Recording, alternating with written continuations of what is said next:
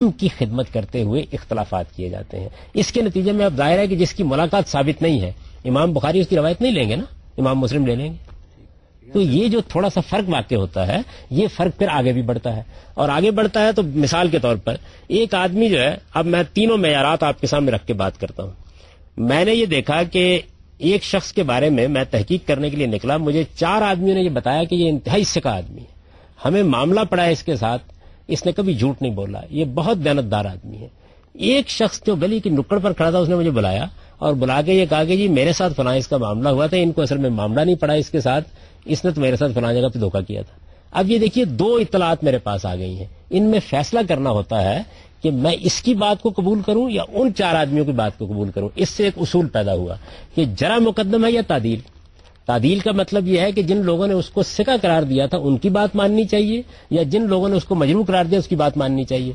یہ اس نتیجے پر پہنچے کہ جرح کو مقدم کر دیا جائے, یہ اس نتیجے پر پہنچے تعدیل کو مقدم کر دیا جائے. اختلاف ہوگا یا نہیں ہوگا؟ یعنی خان صاحب ایسی احادیث جو خبر واحدہ ایک ہی اصول ہے لیکن اپلیکیشن میں اختلاف ہو جائے. یعنی خان صاحب ایسی احادیث جو خبر واحدہ کے ذریعے ہم تک پہنچی ہوں وہ ایسی احادیث سے کم اوتھینٹک ہیں جن کے راویوں کی چین انبروکن ہے. نہیں دیکھیے, بس خبر واحد کا مطلب یہ ہوتا ہے کہ جو خبر تواتر کے درجے پر نہیں پہنچی, یہ محدثین کی اصطلاح ہے. اس میں ضروری نہیں ہوتا کہ ایک ہی راوی رہ جائے, خبر واحد ان کی اصطلاح ہے.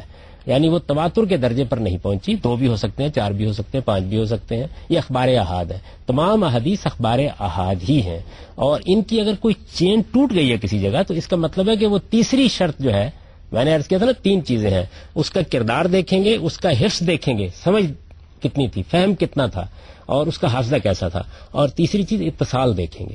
یعنی یہ چین جو ہے, اگر کوئی حدیث کی چین ٹوٹ گئی ہے تو وہ پھر منقطع حدیث ہے, اس کو صحیح حدیث نہیں کہا جاتا. میں اس کی ایک مثال دیتا ہوں آپ کو, کتنی بڑی روایت ہے اور کتنی مشہور روایت ہے, ہر آدمی اس کو بیان کرتا ہے کہ سیدنا معاذ بن جبل کو رسالت میں آپ صلی اللہ علیہ وسلم نے یمن بھیجا, تو ان سے یہ پوچھا کہ اگر تمہیں کوئی مسئلہ پیش آئے گا تو کیا کرو گے؟ انہوں نے کہا قرآن میں دیکھوں گا. اگر قرآن میں نہ ملے ان کا سنت میں دیکھوں گا. اگر وہاں بھی نہ ملے تو انہوں نے کہا کہ میں پھر اپنی عقل کو استعمال کر کے اجتہد برائی ولا آلو جودا, یعنی میں اپنی رائے اپنی عقل سے کام لے کر اجتہاد کروں گا اور اس میں کوئی کمی اپنی طرف سے نہیں کروں گا, یہ انہوں نے فرمایا. اب یہ روایت دیکھیے کتنی شاندار ہے, تمام لوگ اس سے استدلال کر رہے ہیں, اس روایت کو علماء اصول بیان کر رہے ہیں, اس کو ہر آدمی اپنی کتاب میں لکھ رہا ہے, لیکن اگر فن حدیث کے لحاظ سے دیکھیں تو یہ روایت منقطع ہے. کیوں؟ اس کی چین میں ایک جگہ ایک راوی یہ کہتا ہے کہ ہم نے حضرت معاذ کے ساتھیوں سے یہ بات سنی, ساتھیوں کا نام نہیں لیتا. تو محدثین آپ کہتے ہیں کہ نہیں, جب تک ہمیں بتایا نہیں جائے گا پن پوائنٹ کر کے نام کس کا تھا, کون آدمی تھا, ہم تحقیق کیسے کریں گے اس کے بارے میں؟ تو منقطع روایت ہو گئی. یہ چیزیں ہوتی ہیں جن کی بنیاد کے اوپر بعض اوقات ایک صاحب علم یہ کہتا ہے کہ نہیں اب اس روایت کو بیان بھی نہیں کرنا چاہیے, دوسرا آدمی یہ کہتا ہے کہ نہیں یہ کوئی ایسی بات نہیں ہے, ایسی تنقید نہیں ہے کہ جس کی بنیاد پر روایت کو بیان نہ کیا, مضمون شہادت دے رہا ہے اس لیے کوئی حرج نہیں کہ اس کو بیان کر دیا جائے. میرے خیال میں یہ انسانی ایٹیچیوڈ کے رویے ہر جگہ پائے جاتے ہیں, ہر علم میں پائے جاتے ہیں. ان چیزوں کو ہم کیوں اتنا بڑا مسئلہ بناتے ہیں؟ مسئلہ میں بتاؤں آپ کو کب بنتا ہے, اس وقت بنتا ہے کہ جب ہم چیزوں کی پلیسمنٹ غلط کرتے ہیں. اگر آپ قرآن کو قرآن کی جگہ رکھیں ہیں, سنت کو سنت کی جگہ رکھیں, حدیث اور سنت کے فرق کو اچھی طرح سمجھ لیں, یہ جان لیں کہ مستقل بذات دین سارا کا سارا قرآن و سنت میں بیان ہوا ہے, وہ اجماع اور تواتر سے منتقل ہوا ہے. یہ معلوم کر لیں کہ اخبار احاد میں اصل میں مستقل بذات دین بیان نہیں ہوا, تفہیم و تبیین بیان ہوئی ہے, حضور کا اسوہ بیان ہوا ہے, آپ کی سیرت و سوانح بیان ہوئی ہے. یہ باتیں اگر آپ تنقید کے ساتھ جان لیں, یہ سوالات ہی پیدا نہ ہوں جیسے پیدا ہو رہے ہیں. احادیث کا اگر ٹوٹل والیوم دیکھیں جو کہ رسول صلی اللہ علیہ وسلم سے منسوب کیا جاتا ہے تو بعض ریسرچرز کے نزدیک وہ ان کی زندگی کو 3 گنا کرنے کے مترادف ہے. آپ اس بارے میں کیا کہیں گے؟ دیکھیے جی, بات یہ ہے کہ جو سب سے بڑا مجموعہ ہے وہ مجموعہ اس وقت مسند احمد بن حنبل کی صورت میں ہمارے پاس موجود ہے. تو اس کے ہاں جو روایتیں لوگوں نے گنی ہیں وہ زیادہ سے زیادہ تعداد اس کی کوئی 45-46 ہزار کے قریب پہنچتی ہے. تو یہ 45-46 ہزار جو فکریں ہیں, ان فکروں کو کہنے کے لیے کتنی عمر چاہیے؟ میرا خیال یہ ہے کہ ایسی باتوں میں بہت مبالغہ ہوتا ہے. ان کی شاید مراد سارے محدثین کی جمع کردہ احادیث سے نہیں, میں تو کہتا ہوں سب سے بڑا مجموعہ یہی ہے. یعنی اس جتنے بھی باقی محدثین ہیں ان کے یہی روایتیں ہیں. اگر مسند احمد بن حنبل میں باقی محدثین کی روایتیں شامل کی جائیں تو چند 100 ہیں, جن کا آخر میں ضمیمہ لگا دیں تو مکمل ہو جاتی ہے تعداد.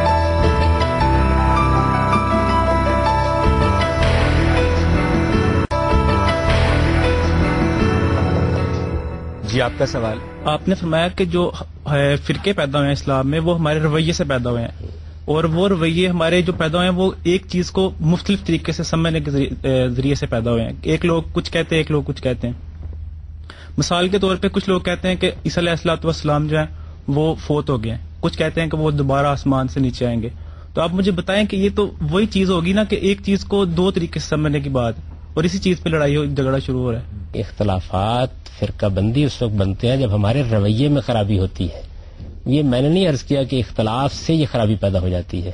دیکھیے یہ دو باتیں آپ نے بیان کی ہیں، اگر ان دونوں باتوں کے ماننے والے اپنی بات کو دلائل سے بیان کر دیں اور بیان کرنے کے بعد خاموش ہو جائیں اور یہ کہیں جی میں نے اپنی بات بیان کر دی، میرا نقطہ نظر یہ ہے، آپ کی سمجھ میں بات آتی ہے، بہت اچھی بات ہے، آپ کسی دوسری رائے کو مانتے ہیں، آپ اس پر عمل پیرا ہو جائیے، کوئی خرابی پیدا نہیں ہوئی. جب ہم اس کو جتھا بندی کا ذریعہ بنتے ہیں، دوسروں کی تکفیر کرتے ہیں، ان کو فاسق و فاجر قرار دے دیتے ہیں، ان کو دین سے نکالنے کی کوشش کرتے ہیں، اصل میں یہ خرابی ہے. تو یہ رویہ یہ چیز ہے. اختلاف کو اگر آپ ختم کریں گے تو آپ انسان کو ختم کر دیں گے. اختلاف ہی تو اصل میں تنقید کا ذریعہ بنتا ہے، اور تنقید ہی تو علم کے آگے بڑھنے کا ذریعہ بنتی ہے. یعنی اگر اختلاف نہ کیا جاتا، ارسطو سے اگر نیوٹن اختلاف نہ کرتا اور نیوٹن سے اگر آئنسٹائن اختلاف نہ کرتا تو آپ یہاں بیٹھے ہوتے آج. یہ اختلاف ہے جس کے نتیجے میں علم آگے بڑھتا ہے. اختلاف خرابی کا باعث نہیں بنتا. خرابی معلوم ہے کیا تھی؟ خرابی یہ تھی کہ ایک سائنسدان اور محقق نے یہ توجہ دلائی، یہ جو آپ عرصے سے مان رہے تھے نا کہ سورج زمین کے گرد گھومتا ہے، یہ بات ٹھیک نہیں ہے. یعنی پوری دنیا مان رہی تھی نا اس بات کو. اس نے یہ کہا نہیں، شواہد ایسے مل رہے ہیں جس سے معلوم ہوتا ہے کہ زمین سورج کے گرد گھومتی ہے. آپ اس کی اس بات پہ تنقید کرتے، آپ اس کے اوپر علمی مناظرہ کر لیتے، آپ اس کے اوپر کتاب لکھ ڈالتے. آپ نے کیا کیا؟ آپ کو معلوم ہے تاریخ میں کیا ہوا؟ اس شخص کو کٹارے میں کھڑا کیا گیا، چرچ کے بڑے بڑے زعماء بیٹھے، اس کے خلاف ایک پوری عدالت لگائی گئی، اور پھر اس کے بعد اس کے لیے سزا سنائی گئی کہ تم نے یہ بات کیوں کہی ہے.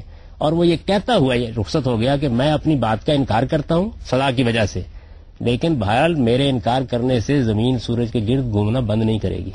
وہ تو ایک دنیاوی یہ رویہ تھا، یہ چرچ کا وہ رویہ تھا جس نے وہ بدترین نتیجہ پیدا کیا. یہ رویہ اگر نہ اختیار کیا جاتا تو کچھ بھی نہ ہوتا. یہ دنیاوی مسئلہ ہے جس کی آپ بات کر رہے ہیں، لیکن مذہب میں تو یہ ہے کہ ایک رسی کو آپ سب مل کے تھام لو تو آپ فلاح پا جاؤ گے.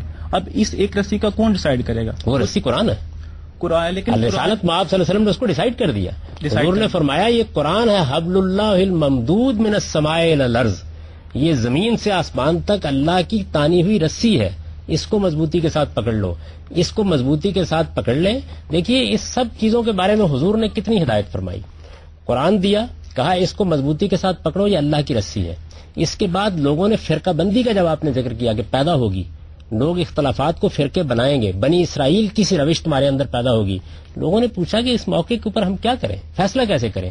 آپ نے فرمایا بہت آسان حل بتاتا ہوں، ما انا علیہ واصحابی، میں اور میرے صحابہ جس طریقے پر ہیں اس طریقے کی پیروی کرنا. ہم اصل میں اس رویے کو اختیار نہیں کرتے. کیا کرتے ہیں؟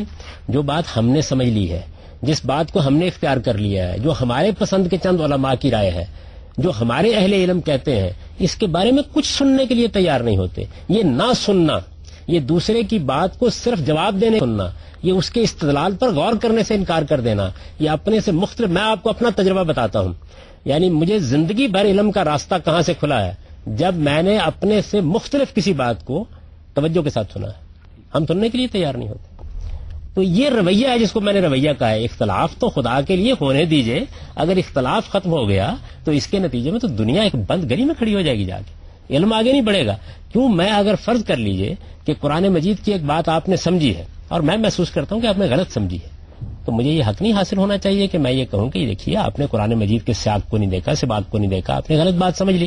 مجھے کہنا کیسے چاہیے؟ شائستگی کے ساتھ، میوچل ریسپیکٹ کے انداز میں، باہمی احترام کے ساتھ، ایک دوسرے کو مان کر، ایک دوسرے کی زندگی کی ضمانت دے کر. ہمارے ہاں تو اختلاف میں کسی کے لیے اب زندہ رہنا مشکل ہو گیا ہے. یہ ایٹیچیوڈ ہے، اس کا تعلق علمی اختلاف سے نہیں. غالب صاحب آپ نے کہا کہ قرآن مجید تمام مسلمانوں کے لیے رسی ہے، تو غالب صاحب اب جب قرآن مجید کی تفسیر کے اوپر، اس کی تشریح کے اوپر مسلمانوں میں اتنا زیادہ اختلاف ہے، یہاں تک کہ جو عربک اسپیکنگ کنٹریز ہیں ان میں بھی عربی زبان کے سمجھنے کے اوپر اتنا زیادہ اختلاف ہے، تو پھر مسلمانوں میں وہ اتحاد انتشار میں تبدیل ہو جاتا ہے. دیکھیے میں آپ سے عرض کروں کہ یہ بھی اصل میں سنی سنائی بات ہے.